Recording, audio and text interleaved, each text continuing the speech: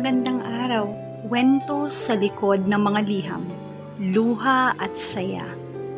Dear Lady Love, huwag kalimutang i-like, i-share at mag-subscribe sa aming channel. Tunghayan natin ang ika-12 bahagi ng ating kwento. Pinahid ni Trina ang tubig na tumalsik sa kanyang mukha. Pinaliliguan niya ang mga baboy, at kapag ganoon ay inuuna niyang paliguan ang mga alaga niya. Sa tansya niya ay 2 araw pa bago matapos ang anihan, and that will be 2 days before Christmas. Habang abala sa pagpapaligo sa mga baboy ay may tumikim sa kanyang likuran. Hindi niya kaagad nalingon kung sino ang nasa likuran. Alam na kasi niya kung sino iyon. Sino ba naman ang tulad niya na maaga rin na pumupunta doon sa piggery? Sebastian. Mabuti at nabitin sa ere ang mga salita ni Trina dahil hindi si Sebastian ang naroon.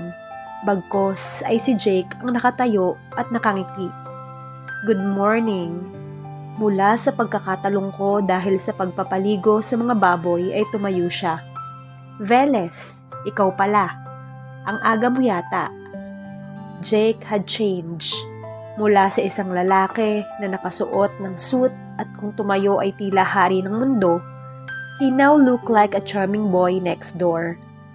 Ang mga isinusuot, dahil nga nahulog ang lahat ng mga gamit nito sa bangin, ay ang mga lumang damit ni Claude, na hindi naman talaga maituturing na luma. More of shirts, sweaters, and jeans. His cherry smile could lighten anybody's mood, even hers. Pero nung sabihin niya iyon, mahirap ba talaga na ibalik ang pagbati ko? At mas mahirap ba na tawagin ako sa pangalan ko? Nasanay na ako. Pakibit balikat na tugon ni Trina. Hindi mo pa sinasagot ang tanong ko kung bakit maaga ako rito? I thought you might be here at baka kailangan mo ng tulong. Kunwari ay tumawa siya at humalakip-kip. Tiningnan niya si Jake mula ulo hanggang paa. What makes you think na kailangan ko ng tulong mo? I can handle so many things alone. At kung kailangan ko ng tulong ay hindi ako sa iyo magpapatulong. You don't know anything about farming. Nagbuga ng hangin ang binata. Nabura rin ang ngiti. Para tuloy gustong bawiin ni Trina ang kanyang sinabi upang magbalik ang ngiti sa mga labi nito. Kahapon ay hindi matapos-tapos ang kanyang hiya nang magkakilala si Jake at ang kanyang ina. Inimbitahan pa ito ng kanyang ina na sumama sa kanila sa Christmas Eve sa lugar ng mga elders. And naturally, Jake accepted the invitation. Inakala ng mama ni Trina na may romantikong bagay na namamagitan sa kanila ni Jake. Natuwa rin ito ng husto nang malaman kung sino ang binata.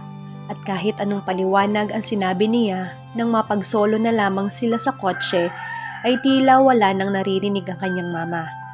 Ang paghihimutok ni Jake ang nagbalik ng atensyon ni Trina.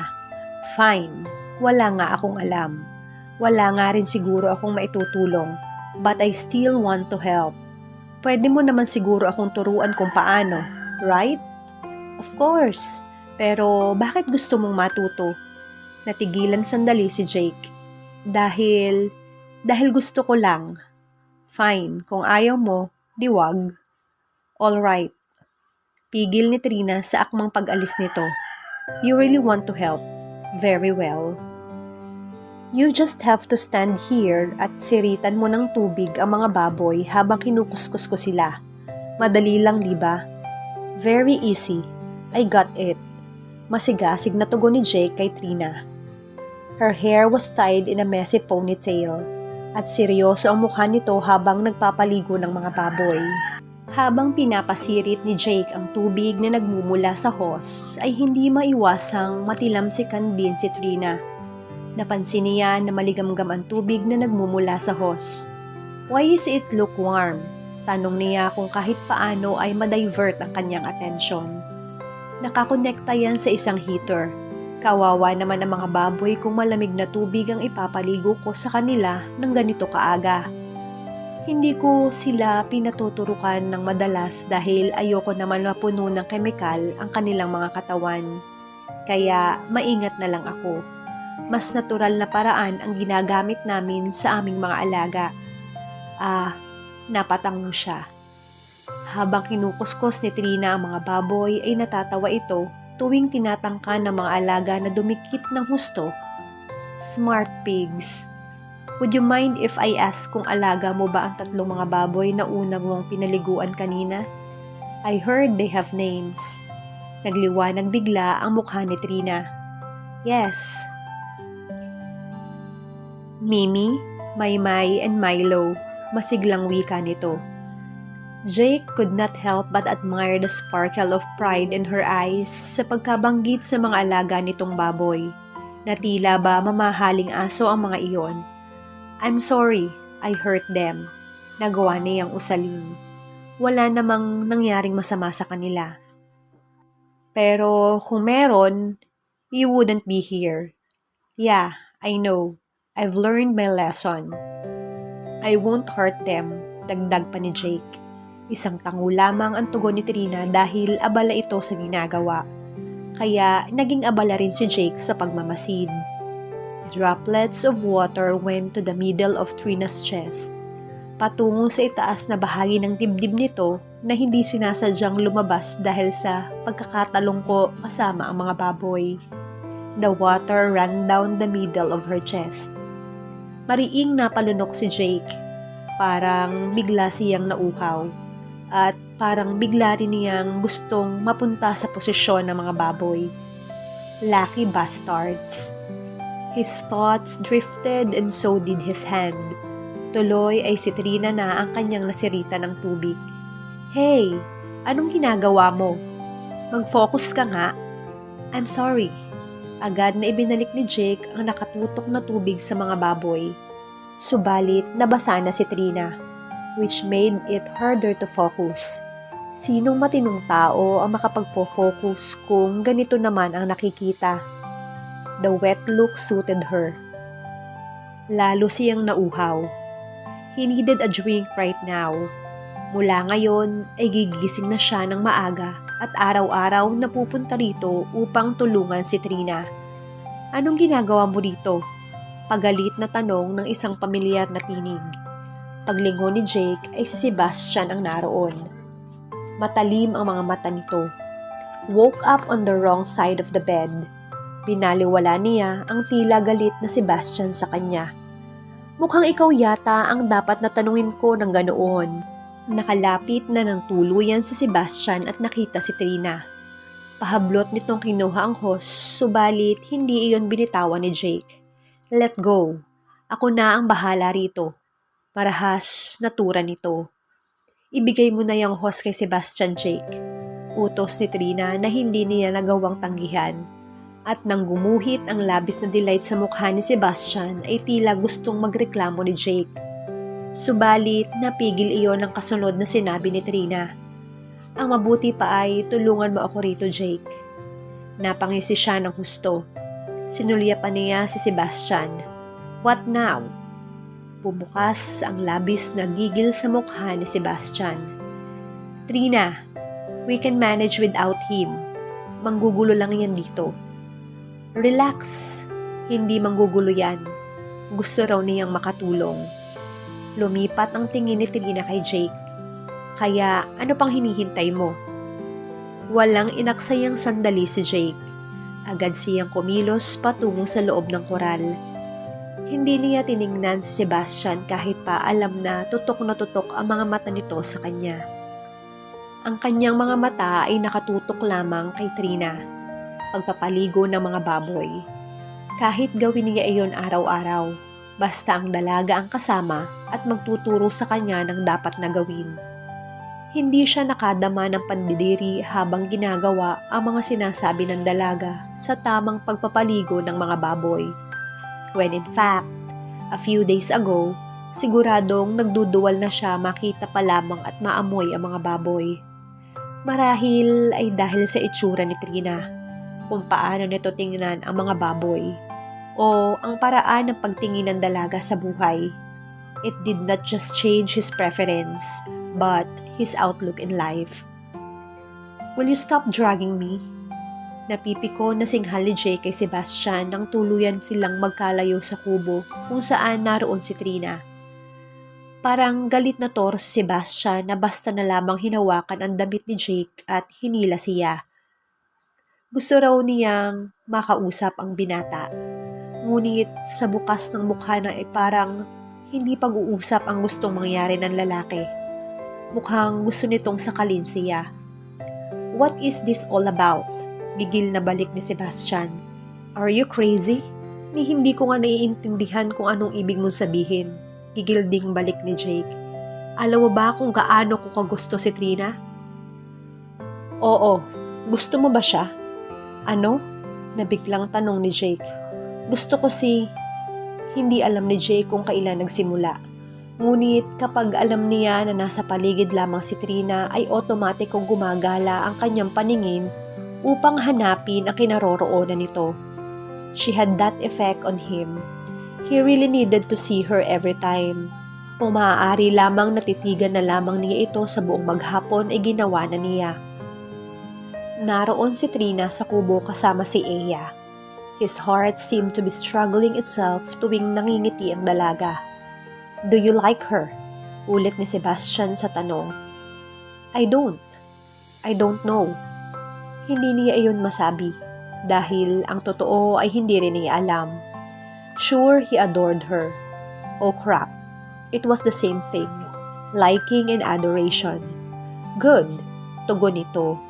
Mukhang tinanggap kaagad ang una niyang sinabi. Now, get away from her. Huwag mo siyang laging lapitan, kausapin, titigan. Just let her be. Now, that was not so adorable. Naningkit ang kanyang mga mata. Walang nag-uutos ng ganoon kay Jake Velez. Hindi mo siya pag-aari para magsalita ka ng ganyan. Tura niya sa mababa subalit mariing tinig. I will talk to her, look at her, and get close to her. And I will do that whenever I want. At hindi ko kailangang ipaliwanag sa iyo ang sarili ko. You're such a hypocrite. Madilim ang anyo ni Sebastian nang sabihin iyon. You don't like her, right? Nababaliw ka na lang kung inaakala mo na hahayaan lang kita na kunin ang loob ni Trina kunwari. And she wouldn't fall for the likes of you. Kumulo na rin ang dugo niya. And you're saying that she will fall for the likes of you? You're pathetic. Ni hindi mo nga magawang sabihin sa kanya ang nararamdaman mo at iniisip mo pa rin na ikaw ang mas dapat sa kanya. Yes, damn you. Singhal ni Sebastian bago siya itinulak sa magkabilang balikat. Tuluyan ang nagdilim ang paningin ni Jake. How dare you touch me? He jumped and tackled Sebastian. Bagsak silang dalawa sa lupa. Sa ibabaw ni Sebastian si Jake, but the pathetic worm was fast. Nagawa kaagad nitong patamaan ng suntok ang kanyang panga. Sa pagkakataong iyon ay siya naman ang napakailalim kay Sebastian. Sinakal siya nito. Sisinghap-singhap siya, subalit nagawa na rin na masuntok ang lalamunan nito. Lunatic, I'll ruin your face, sigaw ni Jake. I will ruin your face, pretty boy. Tingnan ko lang kung makakangiti ka pa uli, ganting sigaw ni Sebastian. I will knock all your damn teeth down your throat. Hanggang sa pareho na nilang sinasabunutan ng isa't isa na parang dalawang babaeng nag-aaway dahil sa iisang lalaki. Maya-maya, ang pagalit na sigaw naman ni Trina ang namamayani sa paligid. Tumigil na kayong dalawa, bago pa ako mapikon sa inyo. Ngunit hindi rin bumitaw si Jake. They continued to hit one another and pull each other's hair. Jake could go on forever. Sa galit ngayon ay kaya niya makipagtigasan sa baliw na si Sebastian hanggang sa dumugo ang ilong nito. Subalit, tila bumuhos mula sa kalangitan ang nagyayelong tubig. Otomatikong naghiwalay sina Jake at Sebastian. The water was stinky. Parang alam na ni Jake kung saan nagmula ang tubig. Si Trina ay pulang-pula ang mukha sa galit. May hawak itong palangganita. Pagkatapos ay walang seremonyas na ibinalibag ito sa lupa ang palangganita. Anong nangyayari sa inyong dalawa? Siya ang nagsimula. Sabay na bulalas ni Jake at Sebastian at kapwa nakaturo sa isa't isa. You're both crazy. Ano ba ang dahilan ng pagsasabunutan nyo? Nakahalukip-kip na tanong ni Trina habang pinaglilipat-lipat ang tingin sa dalawa. Hindi nakasagot si Sebastian at hindi rin alam ni Jake kung ano ang sasabihin. Naniningkit ng husto ang mga mata ni Trina. You won't tell me? Fine, I won't talk to the both of you from now on. Pagkasabi niyon, ay tumalikod na si Trina at nagmarcha palayo. Tumingin si Jake kay Sebastian. He looked angry but the look on his face was laced with remorse. Wala nang pakialam pa si Jake kung paano man ang sasabihin nito o iisipin. Nagmamadali siya sa pagsunod kay Trina. Mabibilis ang mga hakbang ng dalaga at bakas ang tinitimping galit sa muka. Hey! Hey! Nagpatiuna siya at lumakad ng paatras habang nakaharap kay Trina. I'm sorry. Bakit ka nagso-sorry? You're not even telling me kung ano man ang pinag-aawayan niyo ni Sebastian. At kung may hihingan ka man ng tawad ay si Sebastian dapat yon. Why would I say sorry to that idiot? Subalit, hindi iyon magawang isatinig ni Jake because Trina's opinion mattered so much to him. Ayaw niyang isipin nito na isa siyang walang kwentang tao, na isa siyang arogante at mayabang, and most of all, hindi niya gusto na nagagalit si Trina sa kanya. Kaya niya ang kahit na ano basta huwag lamang ang hindi na siya kausapin ng dalaga. Tinanong niya sa akin kung gusto kita. Sa wakas, inagawa niyang isatinig. Dahil doon ay napatigil si Trina sa paglakad. Bakit kaniya tinatanong ng ganoon? I don't know. He was tense. Huminga siya ng malalim. Won't you ask me kung ano ang sinasagot ko kay Sebastian? Napuno ng pag-aatubili ang mukha ni Trina. Pero hindi inalis si Jake ang tingin sa dalaga. Kumurap ito. Ano nga ba ang isinagot mo? He took a step closer toward her as his hand moved to the back of her head. Kinalas niya ang pagkakapusod ng buhok nito. Parang naging hobby na niya ang bagay na iyon. I told him that I didn't. And just like that, she looked hurt. Ngunit mabilis din iyong nawala at napalitan ng kaseryosohan. Well then, hindi pa ako tapos. His fingers moved until it connected to her nape. Her skin was so soft. He could touch it forever. I don't know if I like you. And then I thought, oh, I adore you. But it isn't the same. Liking, adoration. At kahit ayaw man ay inalis niya ang kamay sa batok ni Trina. Kinuha niya ang kamay nito.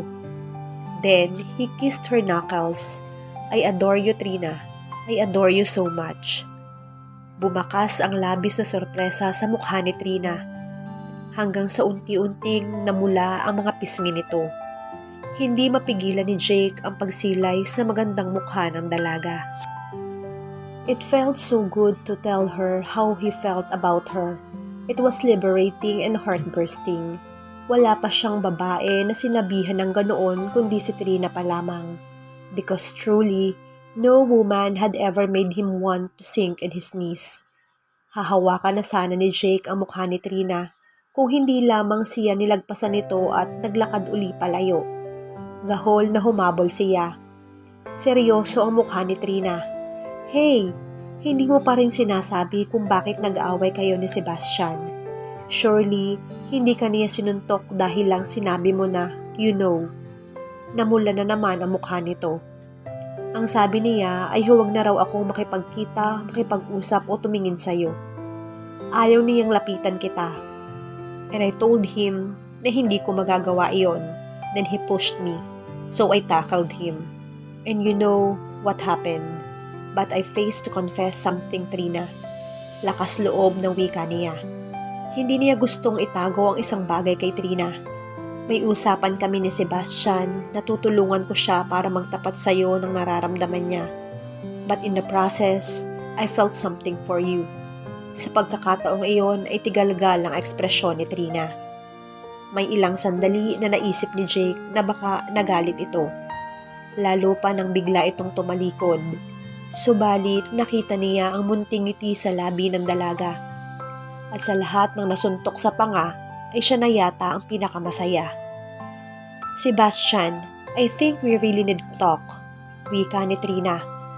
Nang lapitan niya ang lalaki habang nag-iisa sa loob ng kubo. Kaninang umaga, nangyari ang away nito at ni Jake. Nang mag-angat si Sebastian saglit ng paningin, ay hindi nakaligtas kay Trina ang sugat sa gilid ng labi nito. Hindi niya nagustuhan iyon. Oo nga at nasaktan din nito si Jake, pero kaibigan niya si Sebastian. "Are you hurt?" tanong niya. "No." Hinawakan ni Sebastian ang gilid ng labi, dahilan upang mapangiwi ito. Subalit halatang pilit na kinokontrol ang sariling ekspresyon. "I'm fine." Humugot ng malalim na hininga si Trina bago naupo sa tabi ng binata. "May problema ka ba? Halos hindi ka na nakikipag-usap sa akin. And here I thought na okay kayo ni Jake, pero nangyari na naman ang ganito." Kung totoo man ang sinabi ni Jake, ibig sabihin ay mahihirapan siya makipagpaliwanagan kay Sebastian. "Wala akong problema." Hindi tumitingin kay Trina ang tura nito. "I just hate him." "See? May problema ka nga." "Why do you hate him?" Pabiglang humarap si Sebastian at hinawakan ang pagkabilang balikat ni Trina. He was gripping her so tight, and his reaction was so serious. "I don't hate him, Trina. I'm jealous of him." Napalunok si Trina. Hindi maitatuwa ang emosyon sa mukha ng kaibigan. "Dapat ay noon ko pa sinabi sa'yo to, Trina. Gusto kita." "No, sigurado ako na it's more than that. I love you, Trina." Hindi siya makasagot. At hindi rin naman ipinilit ni Sebastian na marinig ang kanyang tugon dahil sa sinabi nito. Nananahimik lamang ito sa kanyang tabi matapos siyang bitawan. Napakatagal pa ng kanilang pagkakaibigan. Naging magkaklase sila sa isang subject noong kapwa sila nag-aaral sa university. Mula noon ay naging matalik na silang magkaibigan. They had the same ideals at gusto niya ang pagmamahal ni Sebastian sa nature at pagiging hardworking nito. To her, he was someone who was for keeps. As a friend, kahit kailan ay hindi niya naisip ang posibilidad na maaari silang maging higit pa sa magkaibigan. But clearly, hindi ganoon iyon para kay Sebastian. At hindi maaaring manahimik lamang si Trina. Kailangan niyang magsalita. "Sebastian, you probably hate me now." Putol nito sa sasabihin niya. Malungkot ang mukha nito. "And I don't blame you. I don't hate you, Sebastian. Hindi ko lang talaga alam kung ano ang nararamdaman ko." Tugon niya. At totoo iyon. Nang mag-angat ng paningin si Sebastian ay may nakaguhit na pag-asa sa mukha nito. "Matagal tayong naging magkaibigan, so perhaps kung bibigyan mo ng panahon ang sarili mo ay maaaring kahit papaano ay ma-realize mo na pwede mo rin akong makita nang hindi lamang bilang kaibigan. I adore you." Napakurap si Trina dahil sa tinig ng mukha na sumalit sa kanyang isip. At kahit ngayon na gusto niyang itutok ang paningin at pansin kay Sebastian ay hindi niya magawa. Because of one person. "I'm sorry, Sebastian." Tuluyan na kayang aminin ni Trina ang tunay niyang nararamdaman para kay Jake? Ano ang naghihintay sa pagkakaibigan nila ni Sebastian sa pagkakataong ito? Tunghayan natin sa 13 bahagi ng ating kwento.